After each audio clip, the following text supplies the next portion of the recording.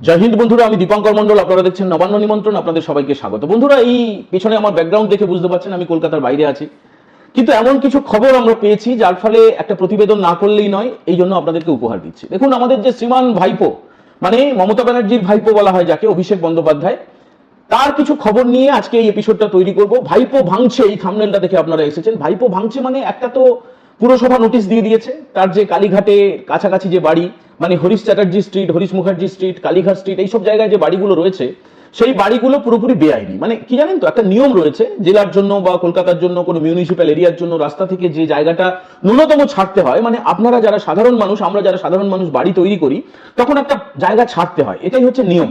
কিন্তু ভাইপো বাবু, যেহেতু তিনি প্রাক্তন মুখ্যমন্ত্রীর ভাইপো, আবার অনেকে বলেন তার রক্তের অন্যরকম সম্পর্ক রয়েছে, তো সেই যে উদ্ধত্ত, তার যে মূর্খামি, তার যে গুন্ডামি, তার যে নোংরামি, তার ফলে তিনি যা করেছেন যে কোনো রকমের আইনের তোয়াক্কা করেননি। এবং শুধুমাত্র এই দুটো বাড়ি না, দেখুন আমি স্ক্রিনে আপনাদেরকে দেখানোর চেষ্টা করব 42খানা প্রপার্টি। শুভেন্দু বাবু, মানে রাজ্যের মুখ্যমন্ত্রী শুভেন্দু অধিকারী, তিনি তো 24টা প্রপার্টির কথা বলেছিলেন গতকালকে। আমরা আজকে 42টা প্রপার্টির খোঁজ পেয়েছি। এখনো পর্যন্ত সম্ভবত কোনো টেলিভিশন চ্যানেল বা কোনো সংবাদ মাধ্যম এই 42টা বাড়ির হদিশ পায়নি, তবে পেয়ে যাবে, সবাই পেয়ে যাবে।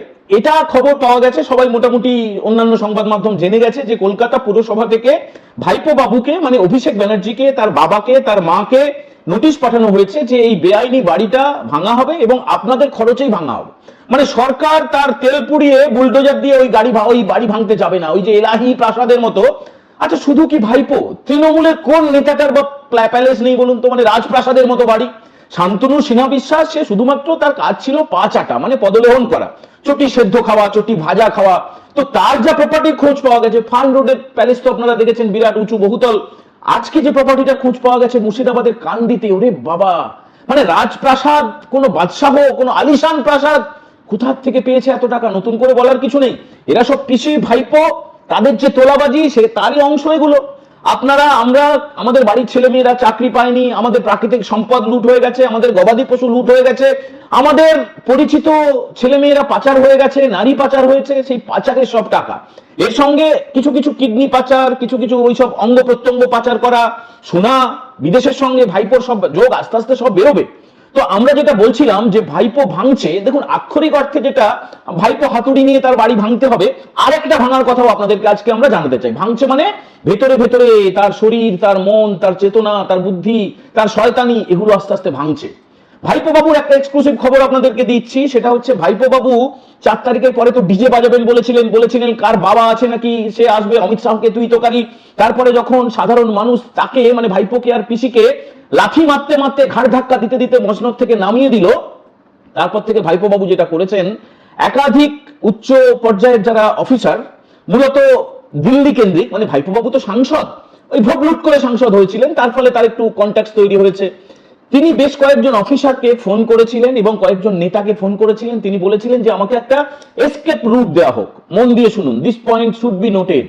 এসকেপ রুট দেওয়া হোক, অর্থাৎ আমি পালিয়ে যেতে চাই আমার বউ বাচ্চাকে নিয়ে, পিসি জাহান্নামে যাক, পিসির চিন্তা আমার নেই, আমার কোন কোন নেতা কি করছে সেটা আমার জানার দরকার নেই, আমাকে আপনারা পালিয়ে যেতে দিন, একটা অন্য নকল পাসপোর্ট তৈরি করব, ভিসার জন্য অ্যাপ্লাই করব, আর কিছু সম্পত্তি অন্যরকম হাওলা টাওলা অনেক ব্যাপার আছে, সেগুলো নিয়ে আমি কিছুটা নিয়ে চলে যাব, আর বাকি সম্পত্তি এখানে থাকবে, সরকার সেটা ক্রোপ করে নি। কিন্তু কোন সভ্য দেশে কে মানবে এই দাবি?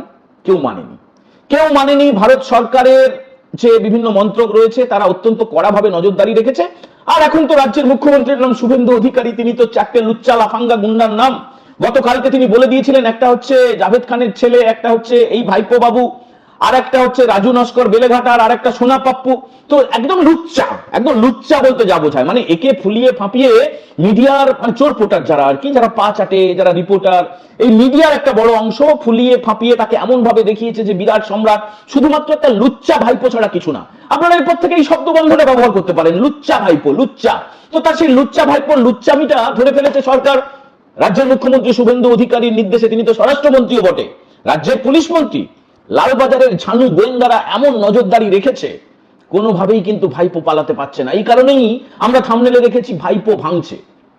আর এই ভাইপোর ভেঙে পড়ার খবর, মানে তার বাড়ি ভাঙা, তার সম্পত্তি ক্রোক হওয়া, তার ব্যাংক অ্যাকাউন্ট সিজ হয়ে যাওয়া, এটা আলাদা ব্যাপার। আর যে ভেতর থেকে ভাঙনটা, ভেতর থেকে ভাঙনটা কেউ কেউ টের পেয়ে গেছেন। তার মধ্যে অন্যতম একদম এই লাল চুল কানে দুল একটা সহযোগী চাকর ছিল যার নাম জাহাঙ্গীর।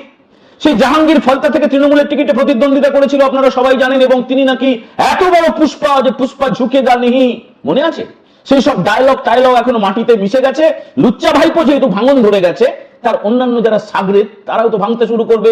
এখন জাহাঙ্গীর করেছে কি, প্রকাশ্য বিবৃতি দিয়ে সংবাদ মাধ্যমের সামনে জানিয়েছে যে আমি এই যে ভোট হতে চলেছে 21 তারিখে, মানে পুনর্নির্বাচন যেটা হতে চলেছে 21 তারিখে, মানে আগামী পরশুদিন, যেখানে রাজ্যের মুখ্যমন্ত্রী শুভেন্দু অধিকারী আগেও গিয়ে একটা সভা করে এসেছেন, এবং আজকে যখন কিলোমিটারের পর কিলোমিটার তিনি পদযাত্রা করছেন, তিনি রোড শো করছেন, তখন অগুন্তি মানুষের ভিড়ের মধ্যে শঙ্খধ্বনি শোনা যাচ্ছে, উলুধ্বনি শোনা যাচ্ছে, চোখে জল পড়ছে, সবাই বলছেন এটা আনন্দাশ্রু, পুষ্প বৃষ্টি হচ্ছে শুভেন্দু বাবুর ওপরে। তখন ঠিক একই সময়ে লুচ্চা ভাইপোর সঙ্গী জাহাঙ্গীর ঘোষণা করছে যে আমি এই নির্বাচন থেকে সরে দাঁড়াচ্ছি। দেখুন, মনোনয়ন প্রত্যাহারের দিন তো চলে গেছে, এটা তো পুনর্নির্বাচন। ইভিএম এ তৃণমূলের প্রতীক থাকবে, নোটা থাকবে, অন্যান্য প্রার্থীর ছবি থাকবে, প্রতীক থাকবে, সব থাকবে, ভোটের নিয়মে ভোট হবে। কিন্তু এটার মানেটা কি?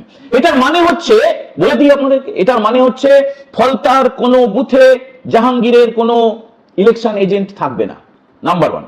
নাম্বার 2 হচ্ছে কাউন্টিং এর সময়, মানে যখন গণনা হবে, তখন জাহাঙ্গীর বা তার কোনো মনোনীত এজেন্ট কাউন্টিং এজেন্ট হিসেবে থাকবে না।